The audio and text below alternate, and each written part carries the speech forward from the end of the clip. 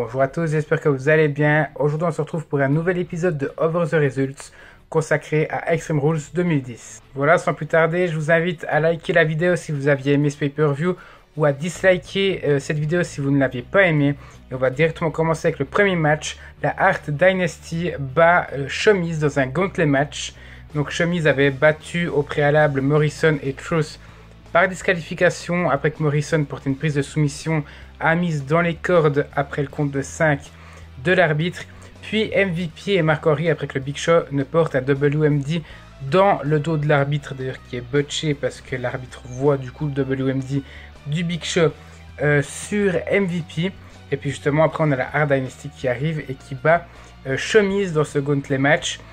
Donc franchement il n'y a pas grand chose dans ce match, mais la stipulation je trouve qu'elle fait pas mal de bien. Ça permet de commencer le pay-per-view de manière différente de la normale. La stipulation voulait que si Shomise gagnait ce match là, ils auraient été considérés comme la meilleure équipe à la WWE à l'époque. Et si une des équipes arrivait à battre Shomise, ils devenaient les challengers numéro 1 le lendemain à Raw. Et puis comme je l'ai dit, après l'élimination de MVP et Mark Henry, on a la Hart Dynasty qui arrive très très vite, accompagnée par Bret Hart et Natalya, et bat Shomise très rapidement. C'est très plaisant, mais à mon sens c'est un petit peu trop court parce que ça dure seulement 5 minutes. J'ai mis pile la moyenne, un 6 sur 10. Deuxième match, CM Punk bat Rey Mysterio dans un air match, même si c'est pas dit comme ça. Donc en fait c'était les cheveux de CM Punk qui étaient mis en jeu, et donc avec cette victoire, CM Punk conserve ses cheveux dans un très très bon match, vraiment l'un des meilleurs de la soirée, où la Straight Edge Society, donc Luke Gallows et Serena, seront intervenus plus d'une fois. Et puis à la fin du match, un inconnu attaque Mysterio dans le dos de l'arbitre. Punk en profitera pour le remonter sur le ring et lui porter son GTS pour la victoire. On apprendra par la suite, je crois au Raw suivant, qu'il s'agissait de Joey Mercury qui fera son retour à la WWE en rejoignant la Straight Edge Society. Vraiment très bon match, vraiment je trouve qu'on est de toute façon habitué avec les matchs entre Punk et Mysterio, ça fait du bien, surtout quand on voit ce qui va suivre. J'ai mis la note de 8 sur 10 pour ce match-là. Et là, les ennuis commencent. JTG bat Shad dans un strap match de 5 minutes. Franchement, j'ai pas grand-chose à dire. On a Shad, JTG et un strap match. Comment voulez-vous faire un bon truc avec ces trois éléments-là? Non, franchement, ils ont tué Shad avec cette défaite parce que je rappelle, Shad avait attaqué JTG à la suite d'une défaite de Crime Time. Shad avait jugé que c'était JTG qui lui faisait perdre tous les matchs à Crime Time. Et donc justement Shad l'avait attaqué, et ce match ça a été la suite des événements pour cette ancienne équipe. Et pourquoi avoir fait perdre Shad dans un strap match alors que Shad venait de faire son heel turn, qu'il est carrément plus badass que JTG niveau physique? En fait, pour moi, ils ont tué un mec ils auraient pu en faire quelque chose de bon. Et ils ont voulu redonner vie à un mort qui est JTG. Vraiment, je ne comprends pas cette décision d'avoir fait perdre Shad. Souvent, dans les trahisons d'équipe, c'est souvent le heel, le fraîchement heel, on va dire ça comme ça, qui gagne les rivalités. On a Lensked qui avait battu Trevor Murdoch. On a Titus O'Neil qui avait battu Darren Young. Et dernièrement, en tout cas pour moi, on a Mojo Rawley qui avait battu Zack Ryder. Bref, tout le monde s'est fait chier, c'est une catastrophe. J'ai mis la note de 3 sur 10 et c'est pas le plus mauvais match de la soirée. Quatrième match, Jack Swagger bat Randy Orton pour conserver son titre poids lourd dans, je pense, le plus mauvais Extreme Rules match que j'ai jamais vu. Il y a eu un coup de chaise, un coup de ceinture et 2 coups de poubelle seulement en 15 minutes de match, alors que c'est un Extreme Rules match. Je veux dire, c'est un match plus mauvais qu'un match classique. Il est très lent, il a quelques botches.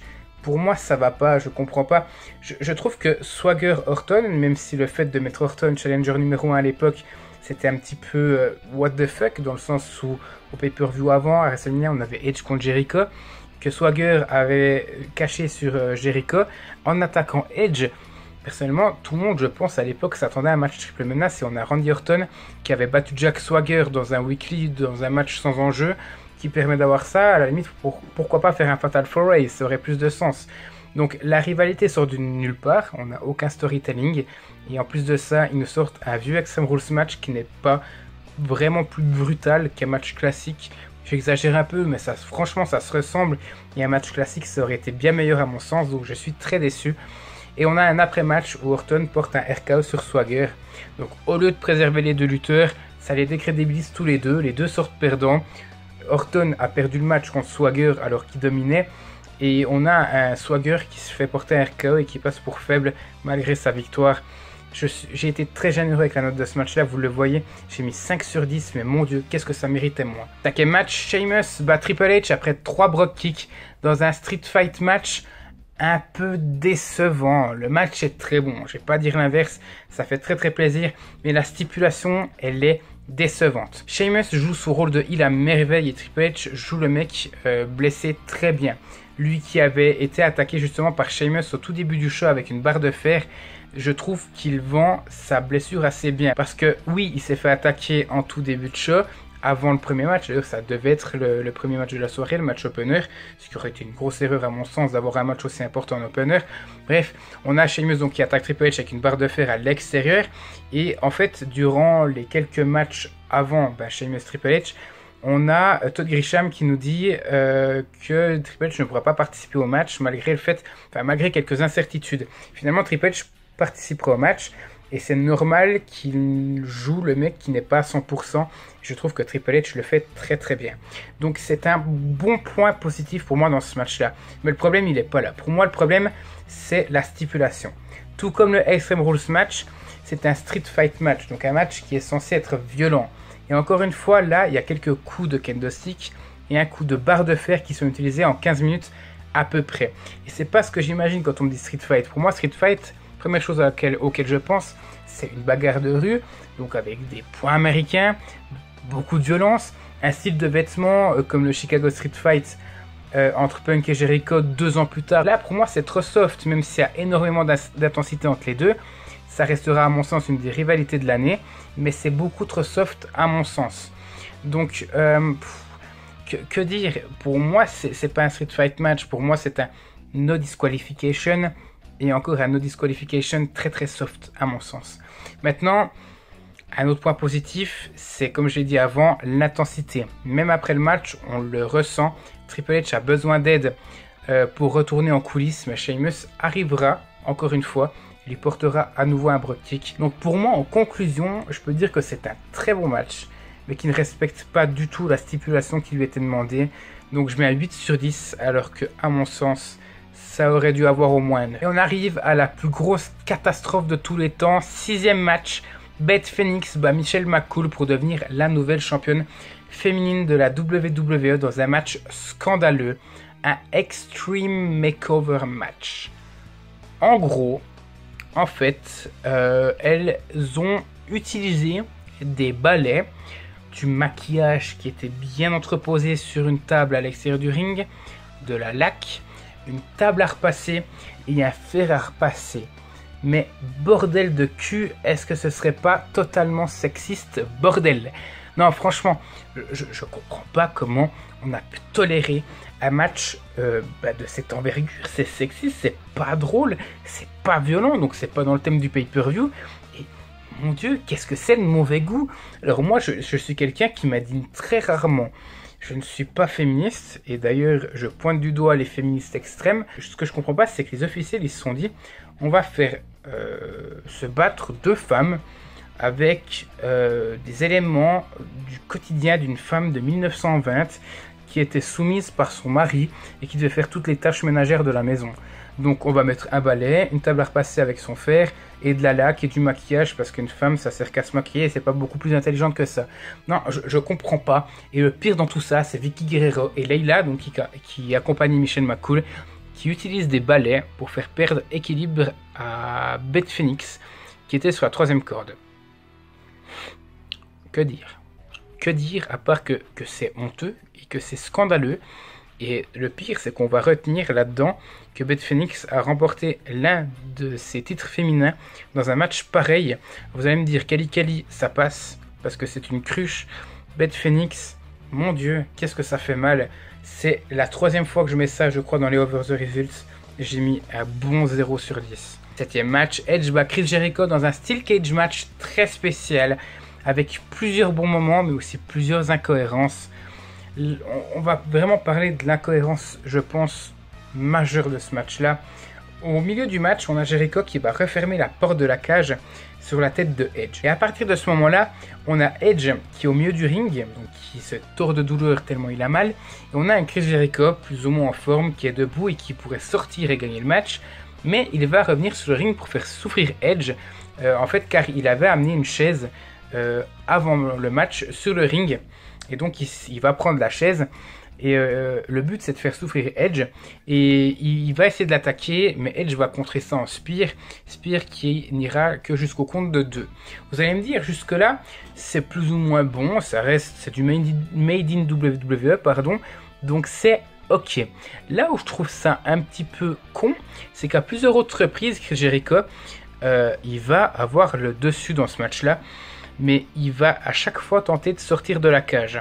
Alors ma question c'est, pourquoi avoir fait perdre Chris Jericho en sachant qu'il a eu durant les 3/4 du match le gimmick de fuir Edge et sa violence, alors qu'il aurait pu gagner le match plus tôt dans le match. Donc vous allez me dire que la simple envie en fait de voir une chaise sur le ring et de vouloir blesser son adversaire, ça a rendu Chris Jericho con. Enfin, je comprends pas en fait. Soit il a envie de sortir à tout prix et il gagne le match, ou soit il attaque son adversaire, il est autant violent que Edge. Donc pour moi on ne peut pas allier les deux, et pour moi c'est une grosse incohérence dans la psychologie de Chris Jericho, si je peux dire ça comme ça.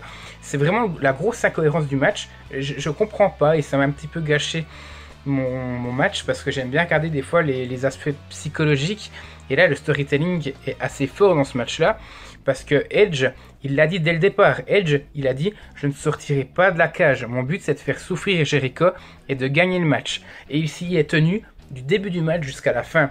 Jericho, vous allez me dire, c'est un gars instable, donc c'est peut-être normal qu'il agisse comme ça. Mais moi, en fait, c'est pas une excuse. On est dans une rivalité qui date d'il y a plusieurs mois, parce que je vous rappelle que Edge et Jericho étaient champions par équipe et que Jericho avait vraiment engueulé Edge parce qu'il était blessé. Il avait choisi le Big Show. Edge est revenu, a gagné le Royal Rumble et a perdu contre Jericho à WrestleMania. Il y a quand même une forte rivalité avec deux grands lutteurs. Et pour moi, je trouve que ce match il est un petit peu rabaissant dans le sens de Chris Jericho. Parce que c'est utiliser la facilité que de le faire fuir et de voir une cage ouverte avec une chaise sur le ring et se dire « Ouais, alors je vais prendre la chaise. » Enfin bref, Jericho n'est pas un rookie. Et j'ai trouvé ça très réducteur pour lui. Et ça m'a déplu. Donc maintenant, il n'y a pas que ça. Pour moi, le match, il est vraiment bon. C'est une grosse incohérence que j'ai pénalisé, mais le reste du match est vraiment bon, je trouve. On a plusieurs spears et codebreakers, dont un depuis la 3e corde. Donc en fait, on a une grosse intensité, plus de la part de Edge, donc qui va s'acharner sur la jambe de Jericho vers la fin pendant de longues minutes, avant de porter un énième spear sur Jericho pour la victoire. Mais je trouve qu'il y a quand même une forte intensité, malgré l'envie de Jericho de fuir le match. Je trouve que même si le storytelling n'est pas totalement représenté dans ce match-là, on a quand même une histoire qui est racontée dans ce match-là, et c'est ce qui me fait plaisir. Et c'est aussi ce qui me fait mettre la note de 7,5 sur 10. Donc c'est un très bon match, même si ça aurait pu avoir, à mon sens, un peu plus. Enfin, le main event, John Cena bat Batista dans un très bon Last Man Standing match pour conserver son titre de la WWE dans un match de 24 minutes. Tout simplement incroyable et brutal. Premièrement, Cena prend très très cher, je trouve. Il va se prendre des spears à répétition. Il passera à travers 2 tables, plus à travers la barrière d'insécurité, comme dirait Ajus et Shero, donc vers la zone des timekeepers. Je trouve que c'est, franchement, il en a pris vraiment pour son grade et ça fait plaisir. Et Batista en prendra aussi dans la gueule en passant à travers une table des commentateurs après un FU double A de John Cena. Non, franchement, là c'était un vrai match avec une stipulation qui est respectée et ça m'a fait plaisir. Et on a le finish en fait, la ruse de John Cena pour garder Batista au sol. Au bout d'un moment, Batista est assez, enfin, on va dire qu'il est en pleine forme malgré 24 minutes. Cena un petit peu moins parce qu'il a pris un peu plus cher. Et Cena il se dit putain, j'ai une idée, j'arrive pas à faire tenir Batista au sol. Donc il l'a amené vers le coin du ring, donc au sol. Et il a attaché les pieds de Batista entre eux. Comme ça, Batista ne pouvait plus se relever malgré le fait qu'il était totalement conscient. Donc souvent, on a eu des petites stratagèmes de Cena. Et là, je pense surtout, je crois, à Payback 2014 où il avait enfermé Bray Wyatt dans le Last Man Standing match pour justement qu'il ne se relève plus alors qu'il était certainement en mesure de se relever au compte de 10 s'il n'était pas bloqué. Et c'est ça que j'aime bien avec Cena. Cena, c'est pas seulement du catch, c'est aussi de la ruse et ça fait plaisir. Et c'est pour ça que j'ai mis la note de 9,5 sur 10.